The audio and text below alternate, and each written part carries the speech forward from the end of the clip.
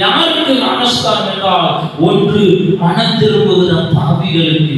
சில பேர் கல்யாணத்துக்காக ஞானஸ்தானம் எடுப்பார்கள், சில பேர் காரியமாக ஞானஸ்தானம் எடுப்பார்கள், சில பேர் சவப்பெட்டியில நம்ம வைக்கிறதுக்காக ஞானஸ்தானம் எடுப்பார்கள், சில பேர் கடைசியில நம்மளை கிறிஸ்துவ மறுபடி அடக்கம் பண்ணணுமே என்று சொல்லி ஞானஸ்தானம் எடுப்பார்கள், சில பேர் அப்பா அம்மா மற்றவர்களுடைய வற்புறுத்தலினால் ஞானஸ்தானம் எடுப்பார்கள்.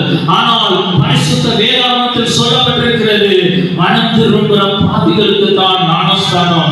அப்போஸ்தலர் 2ஆம் அதிகாரம் 38வது வசனத்தின்படி நீ மனம் திரும்புவாய் என்றால் மனம் திரும்பியிருக்கிறவர்களுக்கு பிதா குமாரன் பரிசுத்த ஆவி நாமத்தினாலே ஞானஸ்தானம் கொடுக்க வேண்டும் என்று சொல்லப்பட்டிருக்கிறது.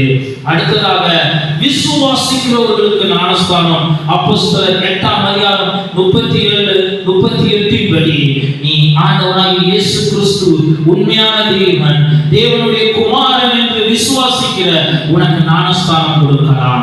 அதனால் இதை கேட்டுக்கொண்டிருக்கிற எனக்கு பிரியமானவர்களே, ஒருவேளை நீ ஞானஸ்தானம் எடுக்க காலம் தாழ்த்தி கொண்டு இருக்கலாம், தடைக்கு கிடையாது.